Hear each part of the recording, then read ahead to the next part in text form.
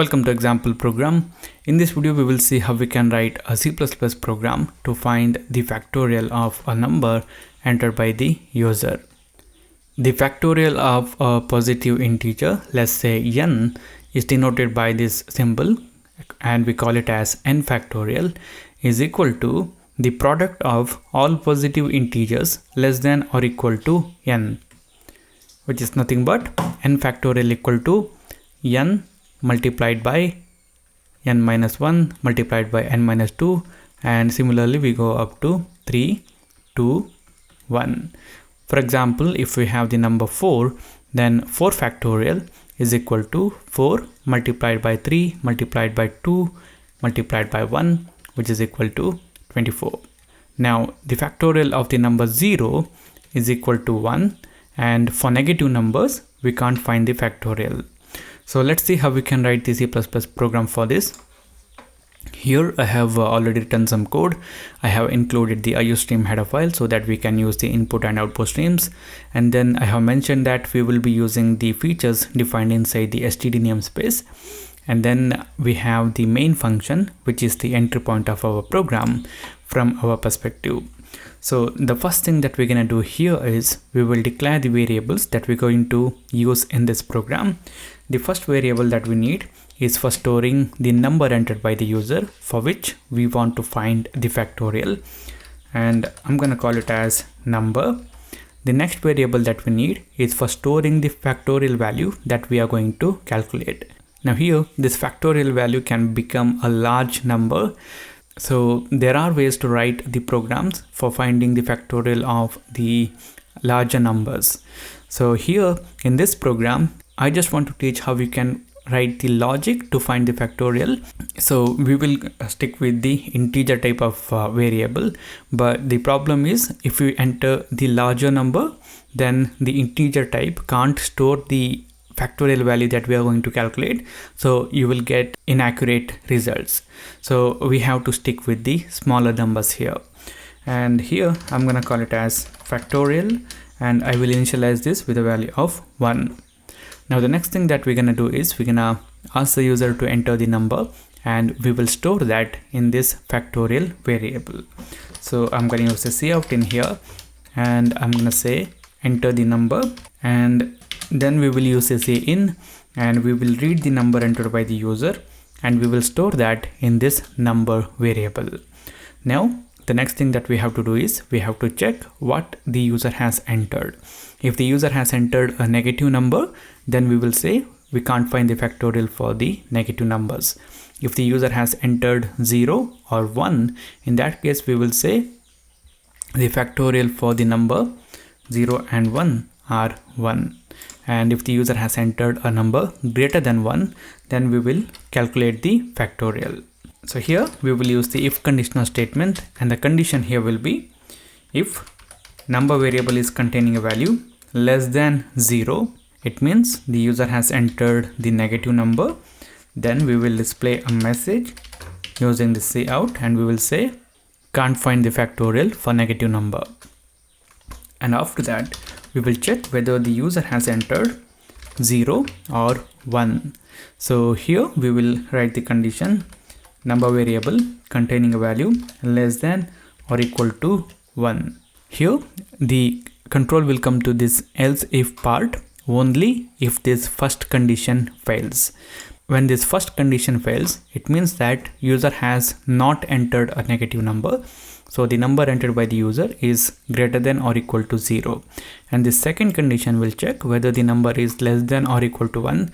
So in this case, it will literally check for whether the number is actually 0 or 1. So in that case, we will display the value in the number variable, and then this factorial symbol, and then we have equal to, and then we will use the value stored in this factorial variable, which is 1. So we have initialized this with a value of 1 in here. And if the user has entered a number greater than 1, then we go to this else part, and we will find the factorial and we will display it.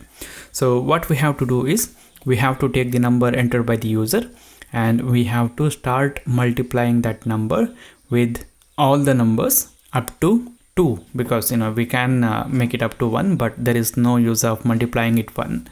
So here we will use a for loop, and we will use a loop counter variable, and I'm going to call it as counter, and I'm going to initialize this variable with the value of this number variable. You can write this program in many ways. This is just one way. And the condition here will be for how long we want to run this for loop. It will be, we want to run this for loop until this counter variable contains a value which is greater than or equal to 2, and then with each iteration we will decrement the value of this counter variable. And we can make this for loop to run until this counter variable contains a value which is greater than or equal to 1, but there is no point of multiplying with 1 because it will not change the result. So here what we're going to do is we're going to write factorial is equal to factorial multiplied by counter. So what happens here is, let's say the user is going to enter the number 4. Now for the first iteration, this counter variable will contain 4 and the factorial value is actually 1. We have initialized that value here. So when it comes in here, what we are doing is we are multiplying the value present in the factorial variable with the value present in the counter variable. So which is 1 multiplied by 4 is equal to 4, and then we are storing that in the factorial variable's value. So the factorial variable will contain 4, and then this counter variable's value will be decremented by 1, so it will contain 3.